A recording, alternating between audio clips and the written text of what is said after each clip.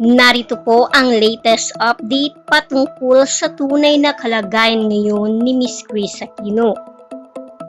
Unti-unti nang nagre-recover si Kris Aquino ayon sa kanyang mga fans na nakapanood ng kanyang bagong video. Maraming fans ang nabuhayan ng pag-asa nang makita si Kris Aquino sa isang video post recently.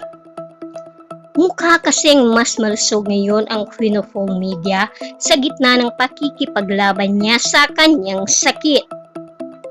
Sa TikTok na inilabas ni San Fernando, Pampanga Mayor Vilma Caluwag, mapapanood na nagkaroon ng simpleng salo-salo para sa 17th birthday celebration ni Bimbi.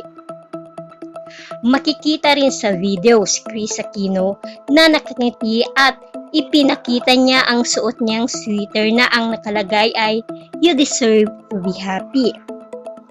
Naikwento rin ng dating TV host kung paano niya nakilala at naging kaibigan ang alkalde ng Pampanga.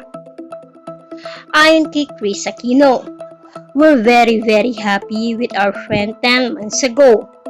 Nakilala namin si Mayor Vilma."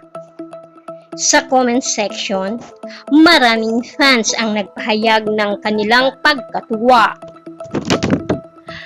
Dahil ayon sa kanila ay mukhang gumagaling na ang nag-iisang Queen of all Media na si Kris Aquino.